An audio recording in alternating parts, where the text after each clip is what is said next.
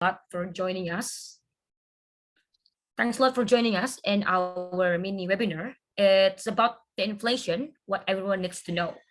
I believe this is a very interesting topic, especially within the state that we are facing a global recession in 2023. So I believe that this webinar will give us the insight and also the things that we needed to know to help us to prepare the upcoming catastrophe, right? And also, attending here with us, we already have Dr. Carmelo Ferlito. He is the CEO of the Center for Market Education and also a senior fellow at the Institute for Democracy and Economic Affairs in Kuala Lumpur. He is also a research advisor for Portfolio Indonesia in Jakarta, Indonesia, and also a senior fellow at the Property Rights Alliance in Washington, D.C. During his study, Dr. Carmelo Ferlito earned his master's degree in economic and a PhD in economic history from the University of Verona in Italy.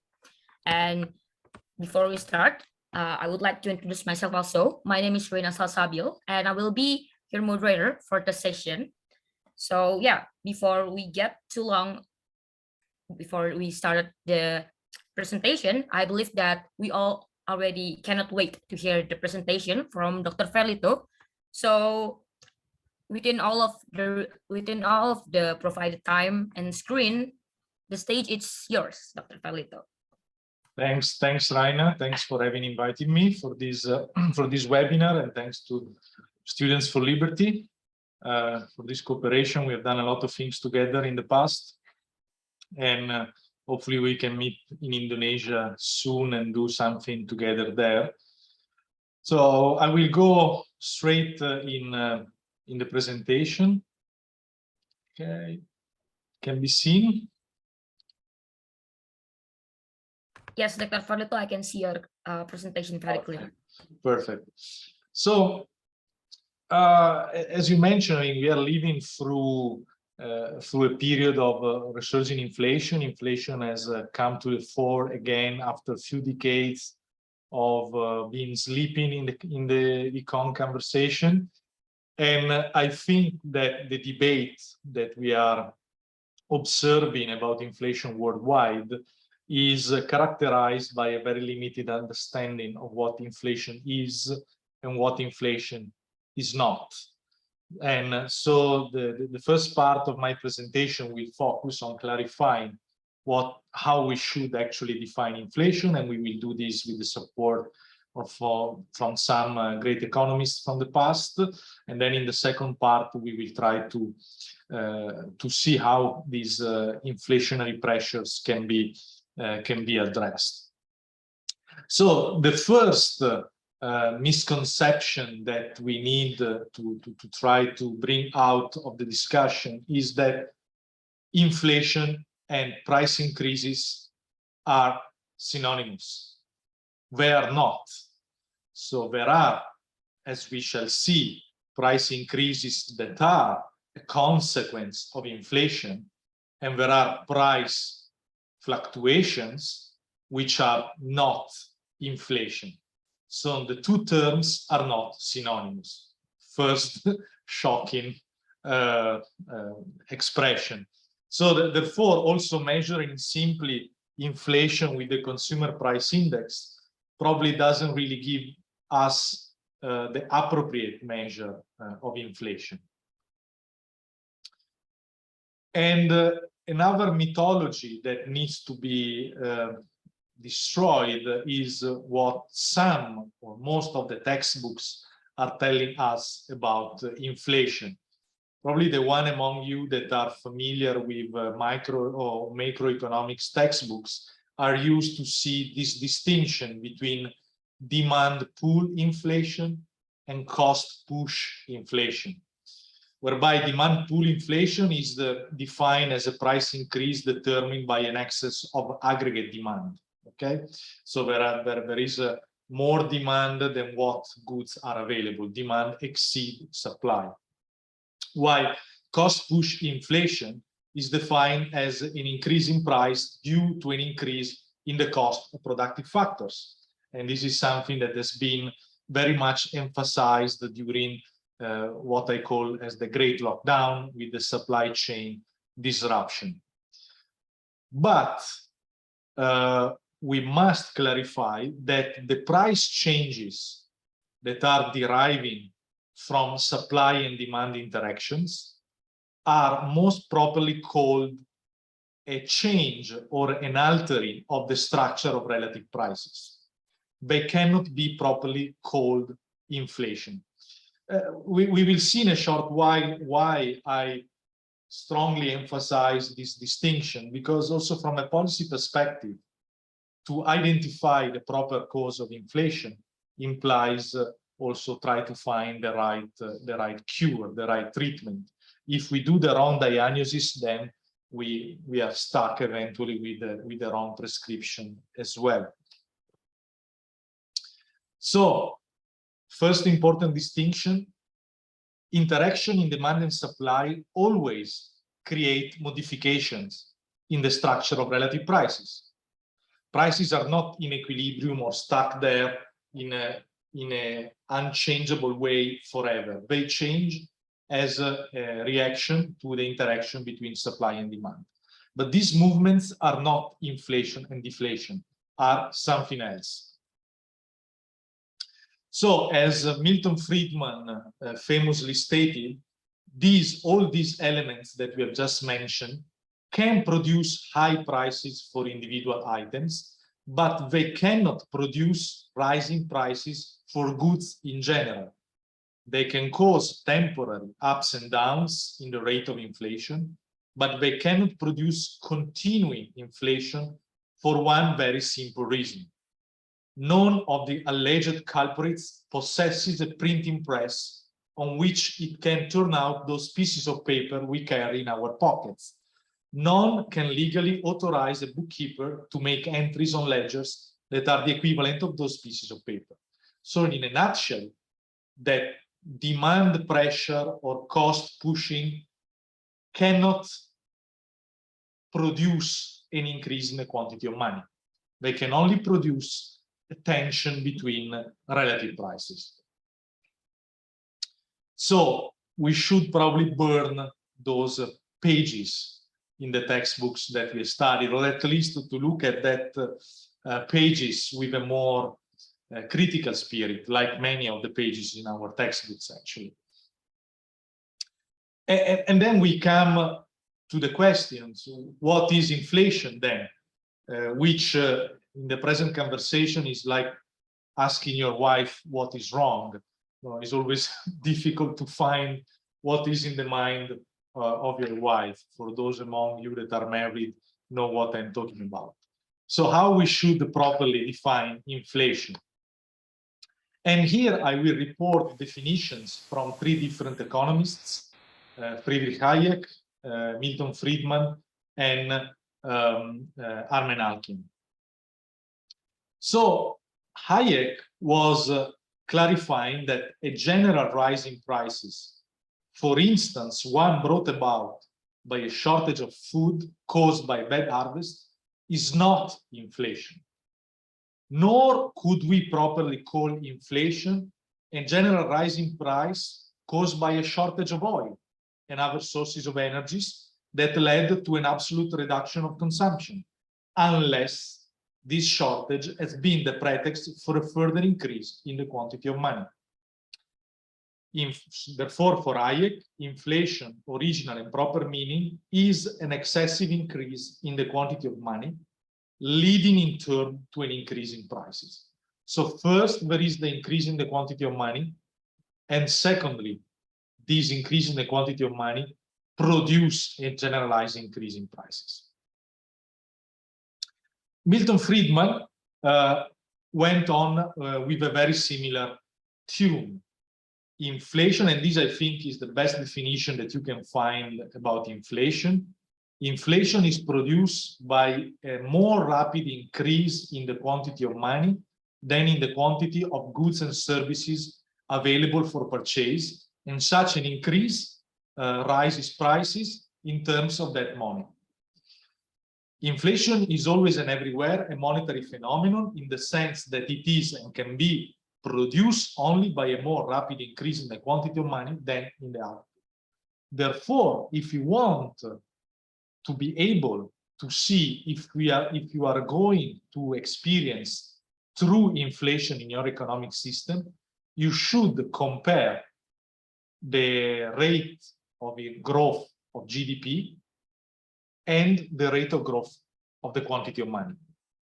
In example, in Malaysia, and you can find these in some papers that I will mention later, in Malaysia, over the 2 years of the COVID lockdown, 2020 and 2021, cumulative GDP went down by 2.7%. But the quantity of money, the more basic measurement of money, M1, increased by 28%. That is where you see that you are going to have inflation. Minus 2.7 versus plus 28%.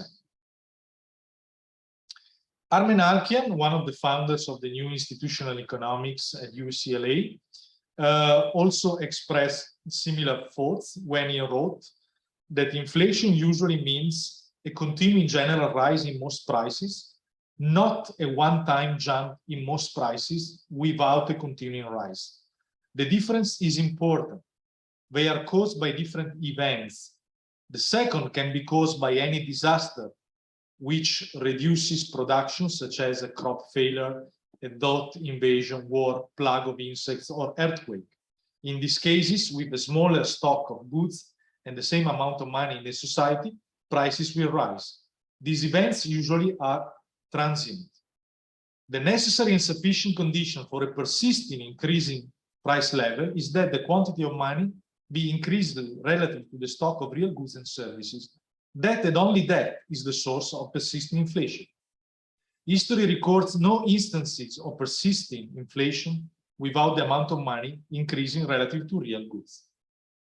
And you will find similar definitions also from opposite economists like John Maynard Keynes in his treatise on money in 1930 was recognizing the monetary nature of inflation. And even Axel Legenfeld, a new Canadian economist that passed away this year, was stating that we have high inflation only when we have indeed a very high increase in the quantity of money. So price increases are not inflation, they are eventually a consequence of inflation. And not all price increases are a consequence of inflation. The Ukraine war does not bring inflation per se. And price increases that follow supply chain disruptions are not inflation. And this is very important because the identification of the proper cause of price increases is crucial for the implementation of the right policy.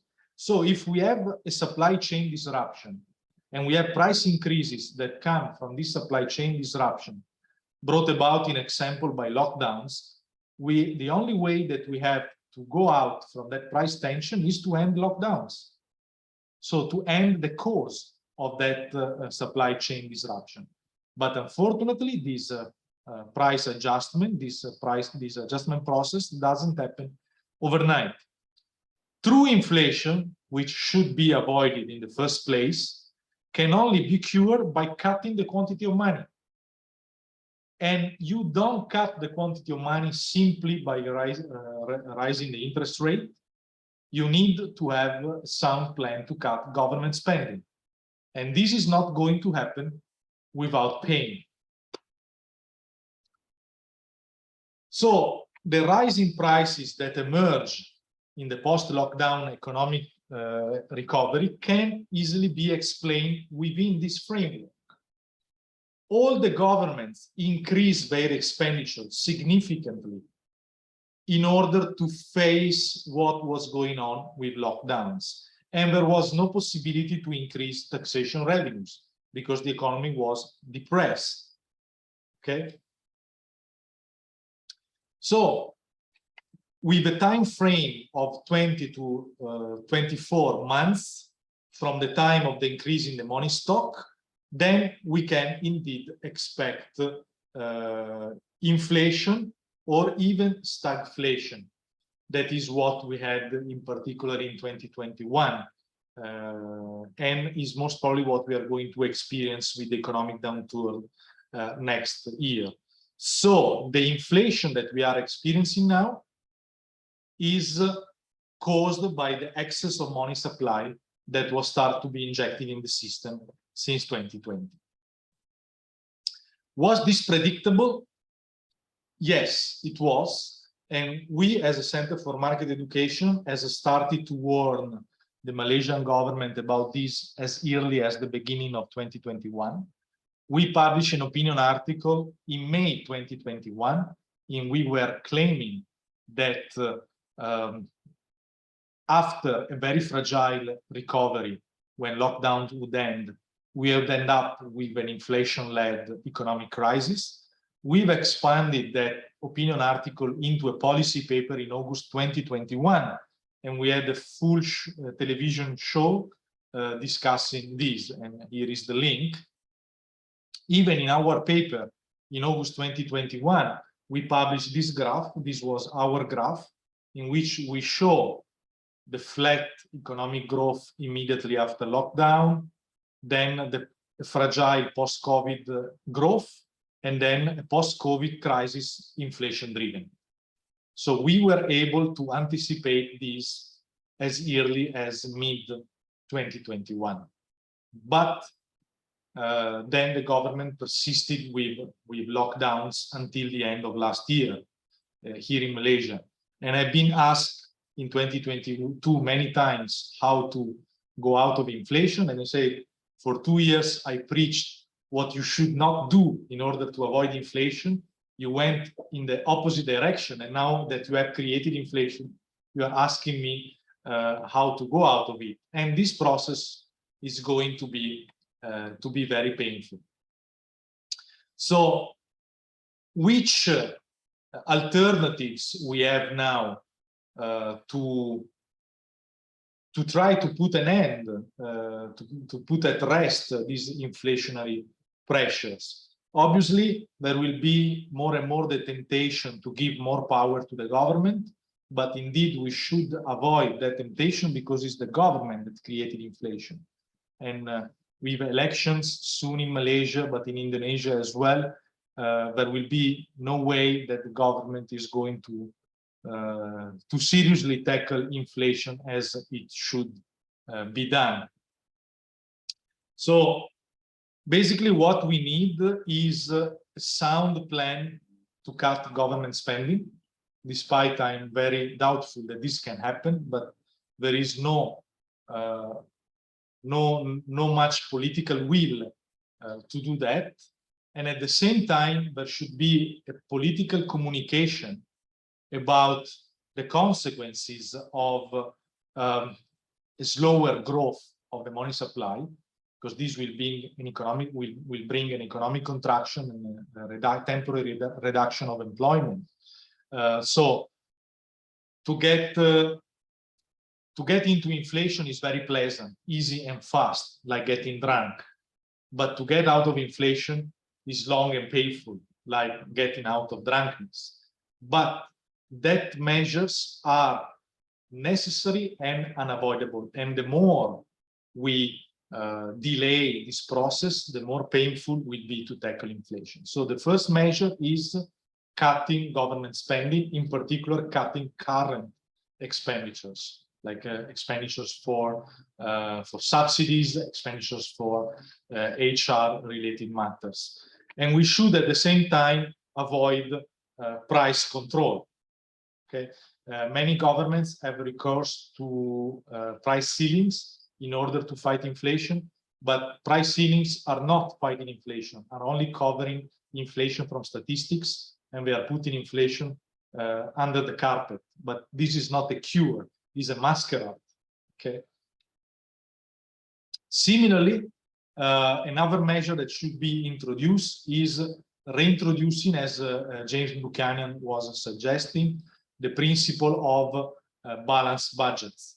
We need to go back to automatic system in which whenever a government budget goes into deficit, there is a mechanism, a control, a system of governance that will try to repristinate balanced budget as soon as possible.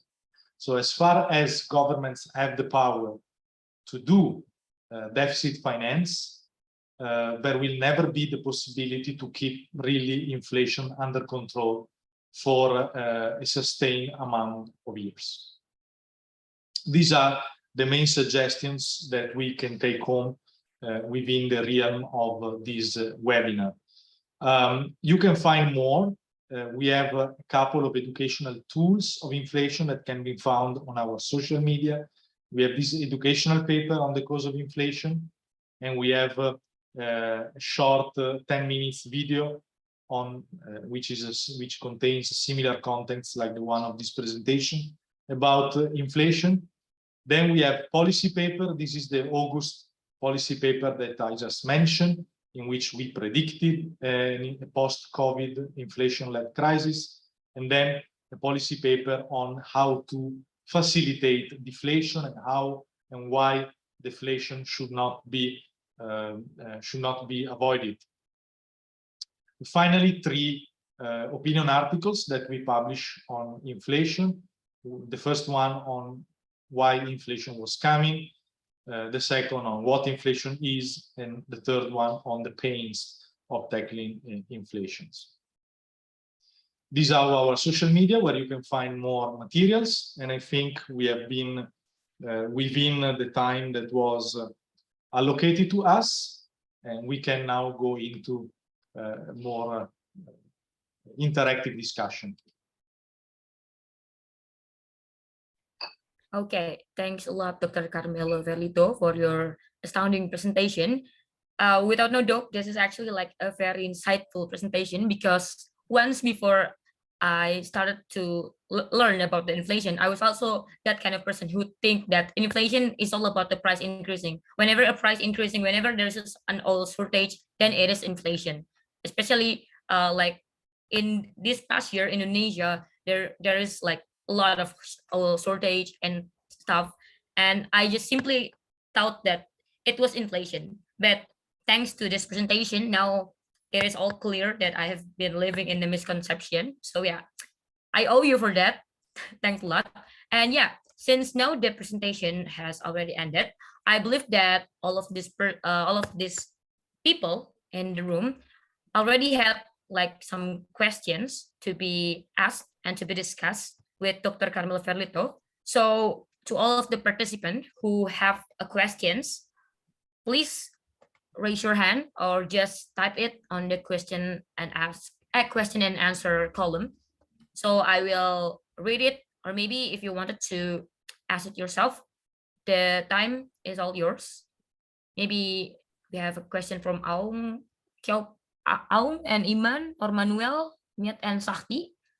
Please do not hesitate if you have any questions regarding of the topics, which is about the inflation. Thank you very much.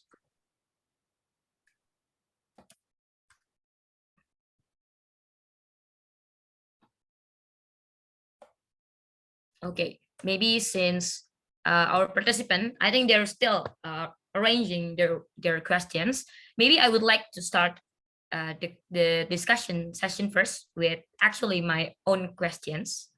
Sure. Which is yeah, I was really interested when you were saying back there that the Center for Market Education has predicted the inflation back there, and I was just like wondered, like, so how do you actually see that the inflation is coming through? Like, is there any simple framework for a normal people like me so that we can like also predict it to prepare to see that this is actually an inflation, or maybe this is just another economical issues? Like, is there any simple framework for that? Thank you very much. First of all, I invite you to read more economic theory than the one that is in the textbooks. So to start to develop what it is called the economic way of thinking.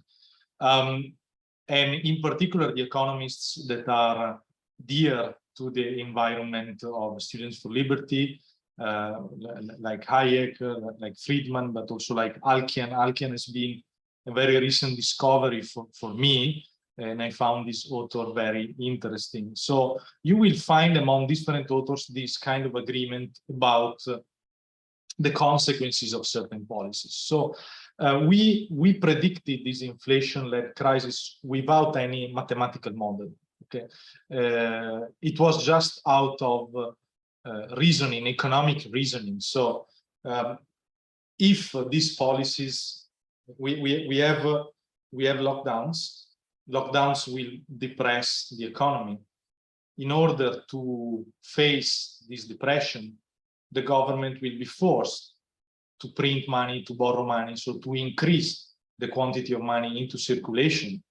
And therefore, we are going to experience a dichotomy between the real economy, which is depressed, and the monetary economy, which is inflated. So there is too much money, there is an excess, a growth in the quantity of money, but during a period of economic depression. This dichotomy, by definition, if you follow the economic reasoning of our masters, is going to generate inflation. So you don't need any sophisticated econometric model to be able to see that. And I think that many economists have been unable to see that coming, precisely because there is not much study of economic theory nowadays beyond what is econometrics. There is the attempt of modeling, but modeling is always based on past data. And if something new happened, like it happened with the Great Lockdown, then your model is unlikely to give you a prediction. So these in very general terms. Then also being a little bit, let's say, smart, it was enough to follow the dynamic of the producer price index, the PPI, and the PPI started to be quite hot already since mid-2020. Sooner or later, the tensions in the PPI were going to manifest themselves also on consumer prices. So these are the two comments. And then third, the one that I mentioned earlier, keep track of the relationship between the GDP growth and the money supply growth. In one of the papers that I quoted before, the one on deflation, I put a simple table in which I show that in Malaysia, in the 5 years preceding the Great Lockdowns, the rate of growth of GDP and the rate of growth of money were very similar, okay? Always between 4 and 5%. And therefore, the official inflation rate was always below 2%. Then in the 2 years of lockdown, it happened what I mentioned before, economic contraction of 2.7% and a money growth of 28%. That was obviously going to create inflation. Okay, I got it. All is noted, very clear. Thank you very much for the answer. Okay, so we already have this one questions. It is from Iman Amirullah. And he asked that, so what is the most effective way to confront inflation, in your opinion? Like, is there any alternative in monetary issues on confronting inflation, such as Bitcoin, gold, or anything? Okay, so we need to distinguish here either an answer within the current monetary framework, so a world of fiat money, or eventually trying to destroy that system and to replace with a different system. So within the current system of fiat money, to keep inflation under control is very complicated because inflation is very appealing to policymakers to please their voters. One thing that I mentioned before is to have in our legislative framework some automatic system whereby basically deficit finance is not allowed or is not allowed for a certain number of years, and etc. So having a governance that tries to prevent excessive money creation. So some system of balances in the possibility for governments to create inflation or to borrow money, an example, to have systems that are monetary systems that are totally outside of the control of the political authority. So more and more independent central banks. So these are some suggestions, let's say, if we move within the framework of the existing monetary regime. Looking at more adventurous solutions, while I look at interest with interest at gold standards or Bitcoin, I think that realistically speaking, these things are not going to happen. I mean, we are not going to come back to the gold standard, and we are not going to have probably a world monetary standard based on Bitcoin. A more realistic approach, it may be to push or to advocate for a competition between currencies, which is something that Hayek advocated for. So imagine, in example, ASEAN as a region, the possibility for citizens within ASEAN to adopt for their own payments whatever currency they choose. The Singapore dollar, the Malaysian ringgit, the Indonesian rupiah, the Thai baht, the peso, the Filipino peso, and etc. This will force currencies to compete for virtue, because people will not choose a product that has no value. People will gradually shift toward that financial tool that has the higher relative value. And therefore, for daily usage, they will prefer the more stable, the more valuable alternative in the market. And therefore, those governments that like to inflate or to devaluate their currency, they will face hard times. This, I think, is a proposal that is more, I mean, still is very idealistic, and I don't see that happening very soon, or I don't see political advocates for this, but probably has a higher chance to find space in the policy conversation rather than a replacement of our current monetary regime with gold standard or Bitcoins or other cryptocurrencies. Okay, I believe that is a precise answer to what our friend Iman has asked. Okay, so is there anyone else who wanted to ask a question to Dr. Ferlito?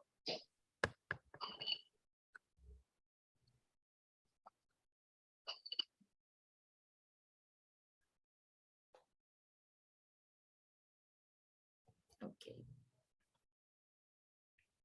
Okay, because so since like our participant doesn't have any more questions to be discussed with Dr. Ferlito, so I think we have reached our end of the session of our mini webinars.